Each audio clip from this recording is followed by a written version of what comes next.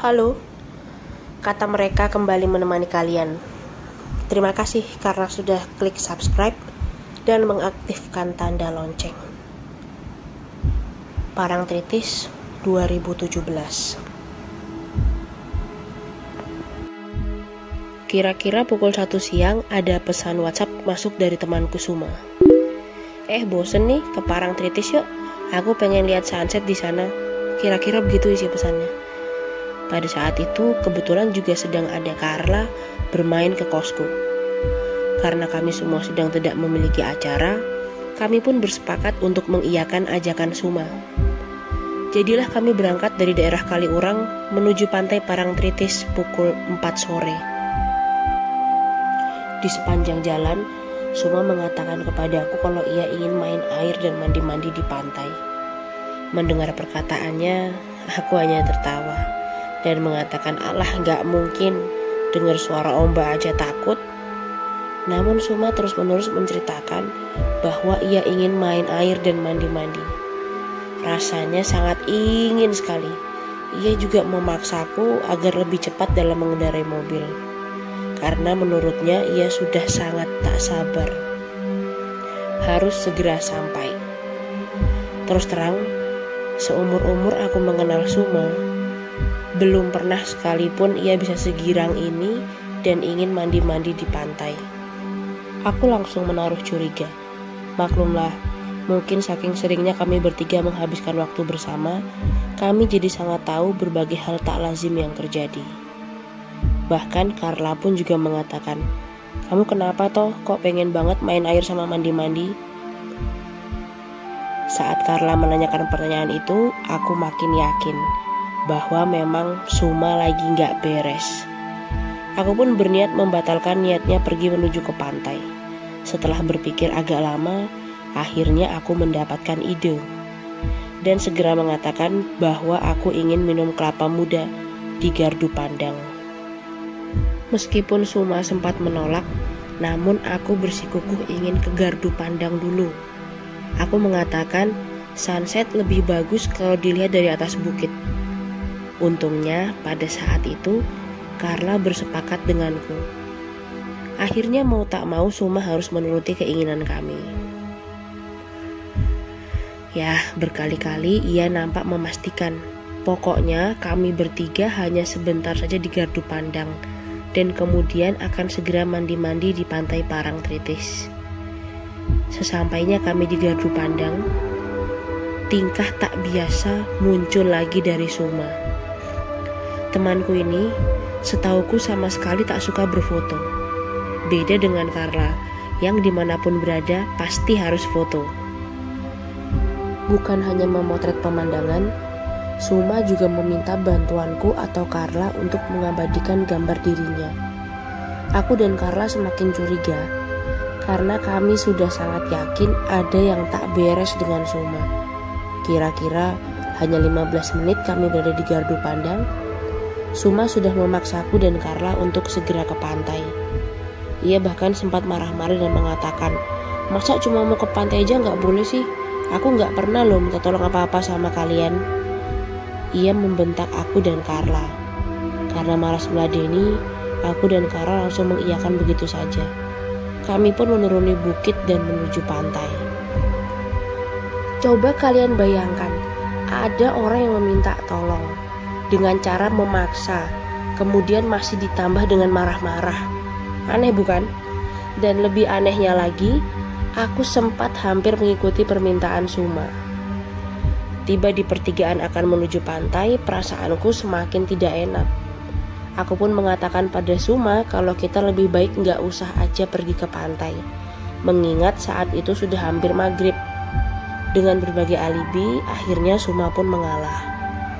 Kami sudah sepakat untuk langsung pulang saja. Bentar, lewat jalan sini aja biar cepat sampai, ucap Carla. Mendengar Carla mengatakan hal itu, jujur aku merasa janggal. Namun entah kenapa, aku langsung mengikuti kata-katanya.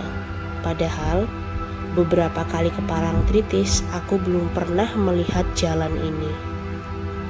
Aku terkejut karena tidak sampai 5 menit mobilku sudah sampai di depan pantai Parangtritis. Padahal aku merasa baru saja akan menyeberang jalan raya. Namun mobilku sudah sampai di depan bibir pantai. Karena saking terkejutnya, aku langsung menginjak rem. Tanpa ada aba-aba, Suma lalu keluar dari mobil, berlari menuju pantai dan diikuti oleh Carla di belakangnya. Aku lalu tersadar, kemudian segera memarkirkan mobil dan mengejar mereka ke pantai. Sampai di pantai, aku dibuat takut saat melihat mereka semakin menjauh dari tepi pantai.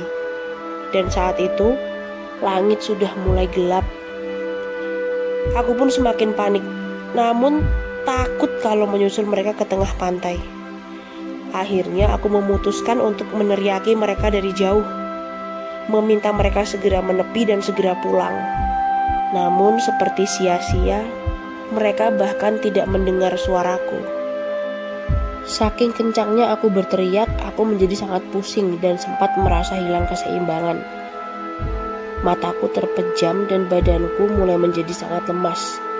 Aku seperti tidak bisa bergerak. Hingga aku mendengar suara azan, lalu mendadak pikiranku tersadar. Aku seperti mendengar suara seorang laki-laki paruh baya mengatakan, "Bangun, pulang sekarang nak." Saat tersadar, aku melihat telapak kakiku sebelah kiri sudah seperti dironce oleh bunga mawar berwarna merah dan putih. Di tengah ketakutan, aku kembali meneriaki mereka untuk segera pulang. Anehnya, Suma dan Carla juga langsung berjalan ke arahku. Bukan hanya aku yang melihat rangkaian bunga mawar yang melilit di kakiku, namun Suma dan Carla juga melihat hal tersebut. Rangkaian bunga mawar itu sangat rapi dan teratur, melilit pada kaki dan membentuk garis lurus ke arah timur kira-kira 10 meter. Suma yang merasa penasaran memutuskan untuk mengikuti bunga mawar yang membentuk garis lurus. Mengetahui hal itu, aku langsung melarang Suma dan segera memaksanya untuk pulang. Untung saja kali ini Suma mau mengikuti kata-kataku, tidak seperti tadi. Saat kami sudah sampai di tempat memarkir mobil, kami memutuskan untuk mencuci kaki kami yang penuh dengan pasir di toilet. Suma yang selesai duluan langsung meminta izin kepadaku untuk masuk ke dalam mobil. Karena Carla masih ingin membeli kelapa muda, aku memutuskan untuk langsung menuju mobil. Saat membuka pintu mobil dan masuk ke dalam, aku mencium aroma bunga mawar yang sangat tajam. Dan aku tahu persis jika itu bukan aroma parfum mobilku. Aku bertanya kepada Suma apakah ia memakai parfum yang sangat menyengat. Namun Suma menjawab bahwa ia tidak memakai parfum, dan ia juga tidak mencium bau yang aku katakan. Setelah Carla masuk ke dalam mobil, kami pun segera pulang. Dalam perjalanan pulang, aku merasa mobilku sangat berat. Meskipun digas kencang, laju mobil tetap sangat lambat. Aku hanya bisa berdoa dalam hati, terus-menerus. Saat sekilas melihat ke kaca spion, aku melihat ada seseorang berwarna gelap yang duduk di sebelah Carla. Namun untungnya setelah kami melewati jembatan, mobilku kembali normal. Tidak ada bau wangi lagi dan terasa lebih ringan. Aku sempat berpikir bahwa semua hal janggal itu telah selesai. Bahkan beberapa waktu lamanya kami bertiga sudah seperti kembali normal, bercanda-canda dan ngobrol seperti biasa. Aku lalu merasa sangat lapar dan mengusulkan untuk kami mampir makan malam. Saat itu aku sangat ingin makan kupat tahu. Karena semua setuju, aku pun segera melaju mobilku menuju tempat kupat tahu langgananku. Namun barangkali belum rezeki, warung itu tutup. Suma lalu dengan cekatan mengatakan akan mencari warung lain melalui aplikasi online. Saat itu, aku sama sekali sudah tidak menaruh curiga. Aku mengiyakan saja permintaannya. Kami pun lalu melanjutkan perjalanan dengan panduan arah dari Google Maps. Keluar dari Ring Road Selatan, kami diarahkan menuju ke daerah Patangpuluhan. Suasana Jogja saat itu masih sangat ramai, cenderung macet. Dari Patangpuluhan kami dibawa menuju ke daerah PUKJ. Kemudian diarahkan keluar jalan raya dan melakukan putar balik. Saat melakukan putar balik, nampak tempat yang kami tuju sudah cukup dekat. Kami kemudian diarahkan untuk belok kiri dan mengikuti rute tercepat. Perasaan curigaku datang saat aku merasa kok kami harus masuk ke gang yang cenderung sangat kecil, bahkan hanya cukup untuk satu mobil saja. Aku sempat menanyakan pada Suma, ini seriusan tempatnya di daerah sini? Lah, nanti kalau aku parkir di sini bisa nutupin jalan. Sambil tertawa-tawa Suma mengatakan, iya bener, udah ikutin aja ini mapsnya, masa aku bohong? Ah, udahlah pulang aja. Aku udah gak pengen makan kupat tahu, ucapku. Gak usah, ini bentar lagi sampai loh, Suma mencegah. Kali ini sama seperti sebelumnya. Meskipun hatiku enggan mengikuti, namun kaki dan pikiranku tetap mematuhi permintaan Suma dan mengikuti arah petunjuk dari Google Maps. Kami lalu keluar masuk dari satu gang, kemudian masuk ke gang lain, seperti tidak bisa menemukan warung tersebut. Namun juga tidak bisa menolak untuk terus mencari hingga ketemu. Hampir 30 menitan kami hanya keluar masuk gang kecil yang cukup gelap. Ingin bertanya pada warga, namun tidak satupun warga yang di luar rumah. Aku mulai marah. Aku meminta Suma mengganti arah maps menuju Kaliurang.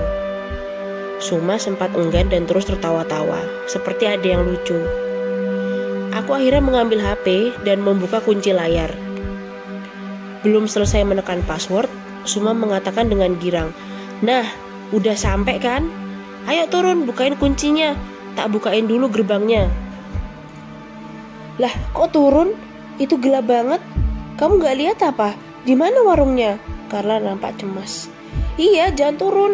Gelap gulita sampai pekat banget kayak gitu. Aku sepakat dengan Carla.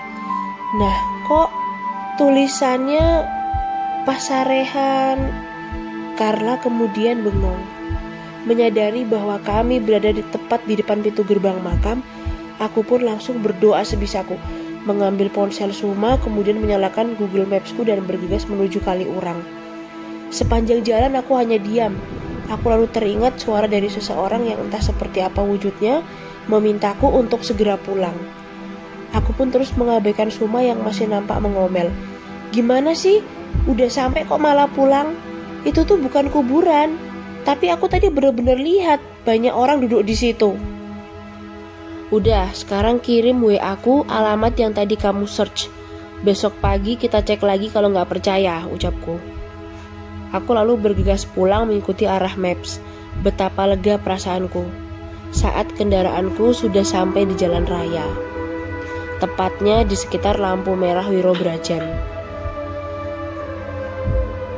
Keesokan harinya, sesuai dengan janjiku, aku, Suma, dan Carla pergi mengikuti arah maps yang telah dikirimkan Suma.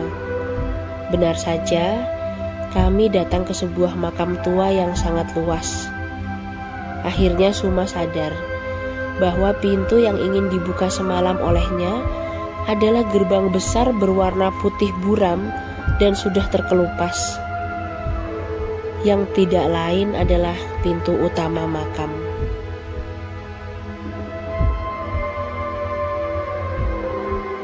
Selesai. Oke, baik, terima kasih banyak rekan sekalian dimanapun berada karena sudah menyimak sekaligus membaca cerita misteri pada sesi kali ini. Berdasarkan kisah nyata yang kami alami, kami ingin sharing sedikit kepada kalian bahwa dimanapun kalian berada, entah itu tempat yang sudah pernah kalian kunjungi, sudah sangat familiar, ataupun masih tempat baru, pastikan kita semua tetap fokus dan waspada. Intinya, pada saat kalian ingin pergi kemanapun, jika sudah merasa ragu-ragu atau tidak jelas tujuannya, kami menyarankan untuk ya sudahlah, lebih baik tidak usah pergi saja. Oke, baik teman-teman, terima kasih banyak. pada kesempatan kali ini kami cukupkan sampai di sini. Sampai jumpa pada cerita misteri selanjutnya.